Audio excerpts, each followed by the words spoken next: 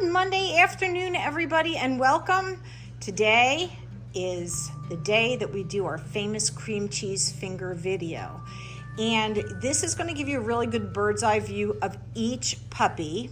They're going to be on my kitchen island, and we're going to do one puppy at a time. And I'm putting colored collars on them. And so we've got pink for the little girl, blue, green, gray, yellow, red, orange, and teal. So those are going to be the colors that the puppies will be when it comes time to photograph and temperament test. And we're really excited to bring this video to you. So we're going to get started. We'll catch you in a minute.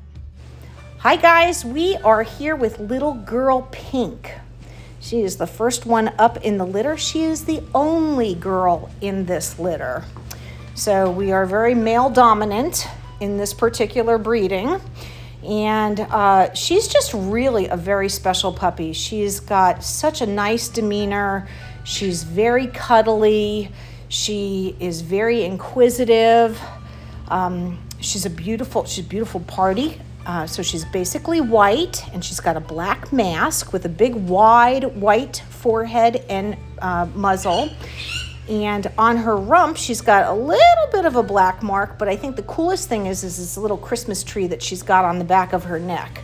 So very, very cool marking. Have never produced anything like that. But she is really enjoying this cream cheese, and I love the natural sit that we're getting. So lots of good things are happening for this little girl. We are back with little boy Red. And this puppy is a solid black puppy. We do have two solid black puppies, but the difference between these guys are that he's got a little tiny triangle on his nose along with a little white type of blaze up his face. It's probably going to fade in time, and his chest is not as broad white as his brother, plus his brother has 4 white feet, meaning his toes are just white. So that's how you can tell these guys apart. But again, this puppy is a beautiful structured puppy. He reminds me a lot of his father. He's got a gorgeous head, really nice angles, nice bone, and that natural sit is just something that we love to see. And he, of course, loves that cream cheese. I love the behaviors that are offered, and of course he's getting a treat for offering that behavior and for being confident up on this table, which sometimes can be very, very scary for puppies. But all in all, it's a great confidence builder. We are back with boy Teal, and oh my goodness, he has found the plate of cream cheese. So we don't want him to get too much in his tummy because we want him to start taking them from our fingers. But cream cheese fingers is a really great exercise, especially when teaching puppies how to take treats from your hands. Some people don't realize that at this age, puppies, even though they're eating softer kibble, if you were to give them a tough treat, they wouldn't really have any idea how to manipulate it around in their mouth. And that's why I really like using cream cheese, because it forces them to kind of lick it off your fingers. Now, of course, yes, they can still chomp, but they figure out very quickly that licking it off your fingers gets them the biggest benefit of reward. Oh God, look at his tail. He's just so happy. He just can't hardly contain himself. All right, guys, we'll be back shortly with another one. We are back with boy Blue, and he has got a gorgeous coat. He has a lot of thickness to his coat. Reminds me a lot of his daddy. He's got that big fat tail like his daddy does, and his head is just like his daddy. He's a really, really nice puppy. Full black mask. Primarily white. He's got a couple little white dots. Nice natural sit. Oh my gosh, we love that natural sit. You will hear me talk a lot about the natural sit, especially during temperament testing. It's something that the behaviors that they start to offer, and it's also a really great indicator for training. Just to give you guys an idea of where we are at this time or this stage of the game, the puppies are in the socialization period. So in terms of their physical development, they have improved coordination, so they are able to maneuver around objects and climb on and off of objects and underneath them.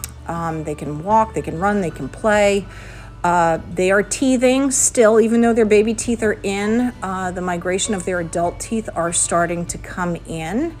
And we are starting the weaning process. So of course, with those baby teeth coming in and them being like little sharp razors, Kilian has opted to start spending more time away from them at this stage of the game. So obviously transitioning to kibble has been nice and easy for them, and they're actually eating dry kibble now versus the soaked kibble. So that is another huge development for where they are.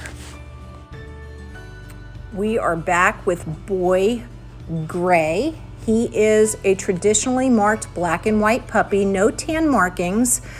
And I have to say, out of all the puppies, he is probably the spitting image of his dad. Everything about him, from his structure to his little temperament and that little happy-go-lucky attitude that he has. Actually, that would be a really good name for him, is Lucky.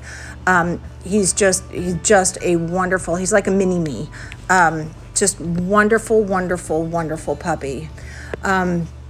As we are talking about where the puppies are in the socialization stage, we just went through the physical development, and now I want to talk to you about their behavioral development. So at this stage, we see increased playfulness. Puppies are highly active and begin to engage with interactive play with their litter mates. And they actually start mock fighting and chasing each other. So that's always fun. In a previous video that I had done with another litter, the puppies go through what I call the witching hour, and they get the zoomies and they play and they jump and they wrestle, and it's so cute to watch. We have Boy Orange here, and he is the other solid black puppy in the litter. You can see that he's got a little bit brighter markings on his face, and his chest is really bright white. The other cool thing is that he is just got the tips of his toes look like they've been dipped in white paint. So 4 white feet, and oh my God, natural sit. Okay, so this is something that I get really, really excited about when I see it, and I know I sound like a broken record, but that natural sit is the greatest indicator for training, and it's something that we're starting to see emerge at this stage of the game. I'm back with Boy Green. He is the only chocolate party puppy in the litter. This litter has definitely brought a lot of great color to the forefront on these puppies. I love the markings, and I really love these spotted puppies. I have a sweet spot for them.